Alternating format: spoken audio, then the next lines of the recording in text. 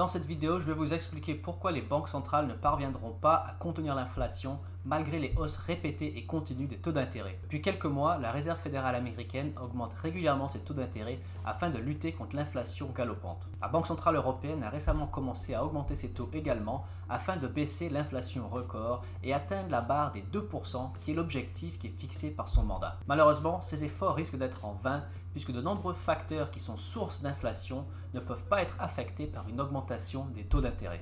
Dans cette vidéo, qui est la quatrième partie de ma série Investir en récession, je vais vous expliquer pourquoi les taux d'intérêt ne vont pas permettre de lutter contre l'inflation. Je vais baser l'analyse de cette vidéo sur une étude qui a récemment été publiée par BlackRock, la plus grosse société de gestion d'actifs au monde, qui gère plus de 10 000 milliards de dollars d'actifs. BlackRock publie souvent des analyses et je prête une attention particulière à ce qu'ils ont à dire parce que souvent ils ont tendance à bien identifier les tendances de fond qui vont affecter l'économie et les marchés au cours des années à venir.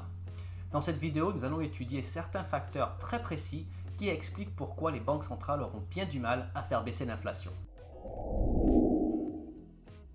Alors avant d'évoquer les raisons pourquoi la Banque centrale ne parviendra pas à faire baisser l'inflation, essayons d'expliquer ce que la Banque centrale est en train d'essayer d'accomplir. Avec la crise du Covid en 2020, l'économie mondiale a été portée à l'arrêt. Il y a eu des confinements qui ont mis une fin très brusque à l'activité économique mondiale, ce qui risquait de provoquer une récession. En réponse à cette situation, les banques centrales européennes et américaines ont imprimé des quantités phénoménales d'argent afin de stimuler l'économie et d'éviter justement qu'on tombe dans une situation de récession économique. L'expansion monétaire a été telle qu'on estime par exemple que 40% des dollars américains qui sont actuellement en circulation ont été créés au cours des 2 dernières années. Bien évidemment, si la masse monétaire est supérieure à la quantité des biens et des services qui sont disponibles dans l'économie, l'excédent de la masse monétaire va être capturé par les vendeurs de produits et de services, ce qui signifie que mécaniquement, il y aura une augmentation des prix, et cela explique en partie l'inflation que l'on connaît aujourd'hui. Cela dit, il existe 6 facteurs qui sont sources d'inflation contre lesquels la Banque centrale ne peut pas faire grand-chose. Le premier facteur qui explique pourquoi il y a une aussi grosse inflation aujourd'hui, c'est la disruption des chaînes d'approvisionnement qui est due à la crise du coronavirus. Avec les premiers confinements qui ont été annoncés en Chine, en Europe et aux États-Unis et à travers le monde, les chaînes d'approvisionnement mondiales ont été fortement impactées, ce qui a créé des perturbations au niveau de l'offre disponible, ce qui veut dire qu'il y a eu des manques de certains produits, de certains composants qui sont essentiels à la fabrication de certains produits. On pense notamment à la crise qu'il y a eu dans le secteur des microchips, donc des petites puces qui sont utilisées dans la fabrication de beaucoup d'outils technologiques. Cela a créé une augmentation du prix des biens finaux, puisque finalement il y avait une pénurie de matières premières. Et donc la situation ne s'est pas forcément améliorée au cours des 2 dernières années, puisque la Chine poursuit une politique de Covid-0, de confinement répété et extrêmement dur, ce qui signifie que les chaînes d'approvisionnement mondiales ne se sont pas encore complètement rétablies. Et malheureusement, les banques centrales ne peuvent pas faire grand-chose pour lutter contre les disruptions des chaînes d'approvisionnement. L'augmentation des taux d'intérêt ne va pas résoudre magiquement les chaînes d'approvisionnement. C'est la première raison pour laquelle l'augmentation des taux d'intérêt ne permettra pas de faire baisser l'inflation que l'on connaît. Le deuxième facteur qui explique pourquoi les banques centrales auront du mal à faire baisser l'inflation, ce sont les réallocations sectorielles sur le marché du travail. Qu'est-ce qu'on entend par réallocation sectorielle ? Eh bien, avec la crise du coronavirus, il y a eu ce qu'on appelle aux États-Unis et dans le monde occidental en général, la grande résignation. C'est le phénomène selon lequel de plus en plus de gens sont devenus désillusionnés avec le travail qu'ils exerçaient. Beaucoup de gens commencent à se poser des questions sur leur avenir, à chercher à donner du sens à leur vie, et donc ils se réorientent vers d'autres secteurs de l'économie. C'est pourquoi certains secteurs, comme la restauration, qui est peut-être l'exemple le plus frappant de ce phénomène, la restauration connaît une pénurie de main-d'œuvre très importante, et c'est le cas pour beaucoup de métiers qui ne sont pas forcément très bien payés, qui sont payés par exemple au service minimum, beaucoup d'emplois dans le service et donc dans la restauration, comme je viens de le dire. Les employeurs ont bien du mal à trouver des employés, ce qui signifie que les employés commencent à être en situation de force pour négocier des meilleurs salaires, ce qui produit également de l'inflation, et l'augmentation des taux d'intérêt ne va pas forcément permettre de résoudre ces problèmes structurels qui sont liés à la satisfaction au travail de nombreuses personnes. C'est la deuxième raison qui explique pourquoi les banques centrales auront bien du mal à lutter contre l'inflation malgré les hausses continues du taux d'intérêt. Le troisième facteur inflationniste contre lequel les banques centrales auront du mal à lutter, c'est la crise énergétique qui a été aggravée par l'invasion de l'Ukraine par la Russie. Alors bien que les prix du pétrole commençaient déjà à augmenter un petit peu avant même que la crise en Ukraine débute, celle-ci a forcément aggravé le problème et au jour d'aujourd'hui, les prix du pétrole et du gaz naturel ont flambé et cela est hors du contrôle des banques centrales. Une augmentation des taux d'intérêt ne va pas permettre de résoudre cette crise énergétique. C'est un problème géopolitique et économique qui est largement hors du contrôle des banques centrales. La quatrième raison qui explique pourquoi les banques centrales auront du mal à contenir l'inflation, c'est l'endettement record des ménages et des gouvernements. À travers le monde, notamment le monde occidental, les ménages et les gouvernements ont des niveaux d'endettement records qui sont très importants. Cela signifie qu'une augmentation même minime des taux d'intérêt peut avoir un effet disproportionné sur la capacité des ménages et des gouvernements, non seulement à rembourser leurs prêts et leurs crédits, mais également à consommer dans d'autres secteurs de l'économie. Cela veut dire que si le niveau d'endettement de quelqu'un augmente et que vous devez consacrer une part plus importante de votre budget au remboursement d'un crédit, vous avez forcément moins de revenus disponibles pour consommer dans d'autres secteurs, et surtout les secteurs qui sont non essentiels. Vous allez consacrer la majeure partie de votre budget au remboursement de vos crédits et aux dépenses essentielles, le logement et la nourriture. Cela signifie que les secteurs discrétionnaires, notamment le secteur des loisirs et tout ce qui est considéré comme superflu et non essentiel, va forcément souffrir.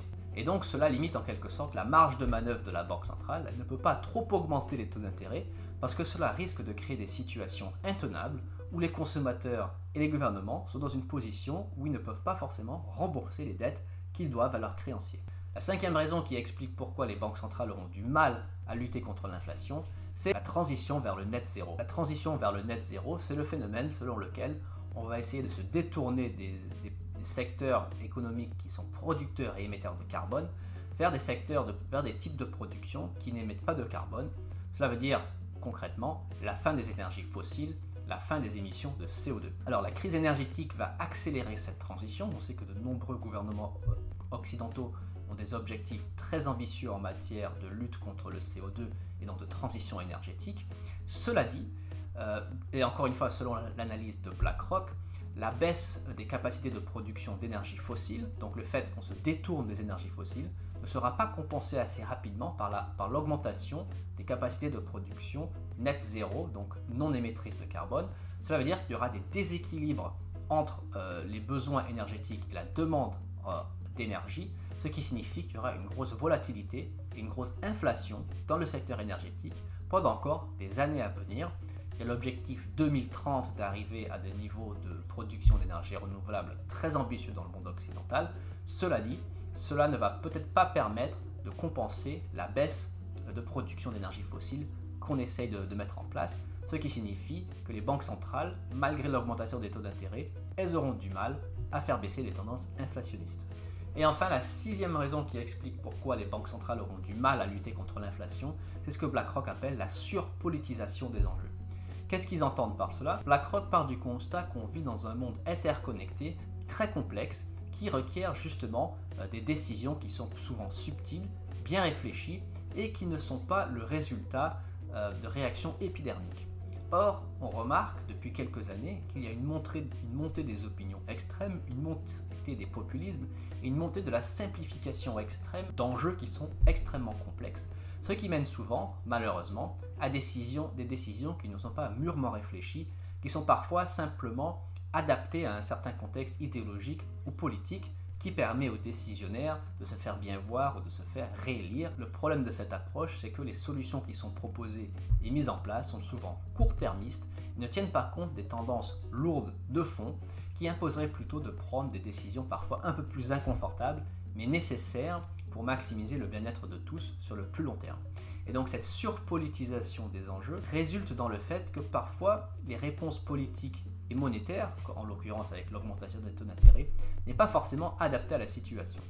BlackRock explique cela en disant que malgré le fait qu'il y ait de nombreux facteurs qui se créent de l'inflation qui ne peuvent pas être résolus par une augmentation des taux d'intérêt, les banques centrales font face à une pression politique et populaire extrême pour augmenter les taux d'intérêt, puisque justement, ils ont abaissé les taux d'intérêt à un niveau tellement faible qu'il y a une expansion monétaire hors de contrôle.